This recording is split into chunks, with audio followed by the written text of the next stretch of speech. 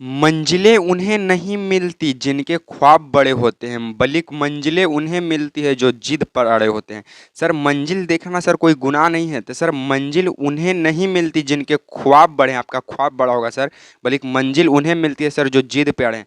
जब सर आपने सपना देखा है सर, तो उसको जिद पर अड़ के लीजिए। कैसे नहीं होगा, पढ़ के लेंगे, मेहनत करके लेंगे, रगड़ के लेंगे, कैसू न कैसू सर उस सपना को लेना ही है। सबसे बड़ा मोटिवेशनल है अपने माँ बाप को देखिए, इससे बड़ा कोई मोटिवेशनल कोड है नहीं। और ये हम कोड सुनाकर कोई आपको हम मोटिवेट नहीं कर रहे हैं, बस थोड़ा सा हम ऊर्जा देने का काम कर रहे हैं सर। चलिए, आप सभी को मेरा इस प्यारे यूट्यूब चैनल पे स्वागत है। तो सर आप सभी को मेरा प्रणाम है सर। तो आप कहीं ना कहीं इस थंबनेल को देख कर आए होंगे, तो सर आपको बता दें कि यहाँ पे रोज जीके जीएस का सीरीज मिल रहा है जो सभी परीक्षाओं के लिए इम्पोर्टेंट है। खासकर बिहार पुलिस हो गया सर, बिहार दरोगा हो गया, बिहार एसएससी हो गया, बिहार का कोई भी एग्जाम हो, सभी के लिए इम्पोर्टेंट है। तो आज हम लेकर आए हैं जीके का प्रीवियस ईयर क्वेश्चन, जो कहीं ना कहीं सभी परीक्षाओं में सर पूछ लिया गया, और इसी का हम एक वीडियो में निचोड़ कर करेंगे, एक ही वीडियो में समाप्त। तो चलिए देरी न करते हुए सबसे पहला सवाल से शुरुआत करते हैं। सबसे पहला सवाल कहा था कि भारत की सर्वाधिक बड़ी जनजाति कौन है, यानी भारत की सबसे बड़ी जनजाति कौन है सर? तो गोंड जनजाति। और गोंड जनजाति कहाँ पाई जाती है सर? तो गोंड जनजाति पाया जाता है मध्य प्रदेश में। गोंड जनजाति कहाँ पाया जाता है? मध्य प्रदेश में। सर भारत का सबसे अधिक मतलब कि सबसे सर्वाधिक जनजाति कौन सा है? तो भील जनजाति है। और भील भी कहाँ पाया जाता है सर? मध्य प्रदेश में। उसके बाद सेकंड नंबर क्वेश्चन का आता है सर कि कोलकाता किस नदी के किनारे स्थित है? तो कोलकाता जो है हुगली नदी के किनारे स्थित है। और लखनऊ, लखनऊ किस नदी के किनारे स्थित है? तो लखनऊ गोमती नदी के किनारे स्थित है।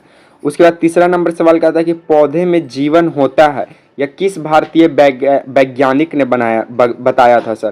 तो जगदीश चंद्र बसु ने पौधे में जीवन होता है, मतलब कि जो पौधा है वो लिविंग थिंग्स है, यह किसने बताया था? तो जगदीश चंद्र बसु ने। चलिए आगे की सवालों की ओर बढ़ते हैं हम लोग। आगे का सवाल क्या कहता है कि मनुष्य के शरीर में कितने गुणसूत्र होते हैं, यानी क्रोमोसोम कितने होते हैं? तो जोड़ा में 23 होता है और ऐसे 46 होता है। जोड़ा में कितना होता है? तो जोड़ा में 23 गो और नंबरिंग में 46 गो। डबल फॉल्ट शब्द किस खेल में प्रयुक्त किया जाता है? डबल फॉल्ट टेनिस में। डबल फॉल्ट शब्द किस खेल में प्रयुक्त होता है? टेनिस में। उसके बाद भारत छोड़ो आंदोलन कब शुरू हुआ? तो 8 अगस्त 1942 को। भारत छोड़ो आंदोलन कब शुरू हुआ? 8 अगस्त 1942 को। कहाँ से हुआ था? तब मुंबई से हुआ था। कहाँ से हुआ था? मुंबई से। और मुंबई से भी कहाँ? वरघा से। मुंबई से भी कहाँ? वरघा से। चलिए आगे प्रश्नों की ओर बढ़ते हैं हम लोग। आगे का प्रश्न क्या कहता है कि जब सहायक गठबंधन शुरू किया था तो गवर्नर जनरल कौन था? तो लॉर्ड वेलेस्ली। जब सहायक गठबंधन शुरू किया गया था तो गवर्नर जनरल कौन था? तो लॉर्ड वेलेस्ली। वायुमंडलीय दाब किस यंत्र से मापा जाता है? तो बैरोमीटर से। और दूध की शुद्धता, दूध की शुद्धता लैक्टोमीटर से। दूध की शुद्धता लैक्टोमीटर से। और वायुमंडलीय दाब बैरोमीटर से। उसके बाद अग्नि सेकेंड मिसाइल किस प्रकार की मिसाइल है? तो बैलिस्टिक मिसाइल है।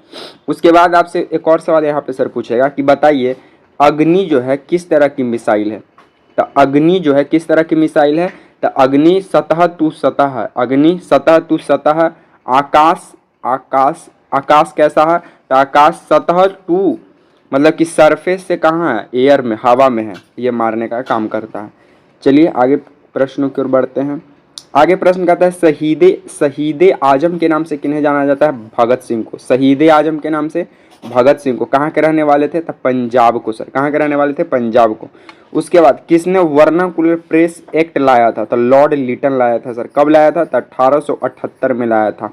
वर्नाकुलर प्रेस एक्ट सबसे पहले किसकी पत्रिका पे लगा था? तो सोमनाथ पत्रिका पे लगा था। कौन सा पत्रिका पे? सोमनाथ पत्रिका पे। और लिटेन ही सर, लिटेन ही आर्म्स एक्ट लाया था। लिटेन ही कौन सा एक्ट लाया? आर्म्स एक्ट लाया था। चलिए आगे सवालों की ओर बढ़ते हैं हम लोग। आगे का सवाल कहता है कि भारत का एकमात्र सक्रिय ज्वालामुखी, तो भारत का एकमात्र सक्रिय ज्वाला जो मुखी है वो है बैरन द्वीप। कौन सा है? बैरन द्वीप। और बैरन द्वीप कहाँ है सर? अंडमान निकोबार में। कहाँ है? अंडमान निकोबार में है बैरन द्वीप। संयुक्त राष्ट्र के ध्वज पर जैतून की शाखाएं का प्रतीक क्या है? शांति का प्रतीक है। जो संयुक्त राष्ट्र जो है, यूएनओ जो है, इस पे जैतून की शाखाएं क्या बताता है? शांति का प्रतीक है सर।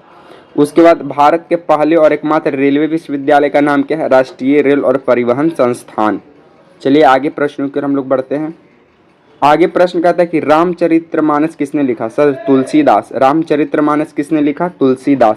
किस भाषा में है सर? तो अवधी भाषा। किस भाषा में है? अवधी भाषा। भारत में पहली बार जनगणना कब हुआ सर? 1872 में। किसके काल में हुआ था? तब मेयो के काल में हुआ था। 1872 में पहली बार जनगणना मेयो के काल में हुआ सर। चलिए आगे प्रश्नों की ओर हम लोग बढ़ते हैं।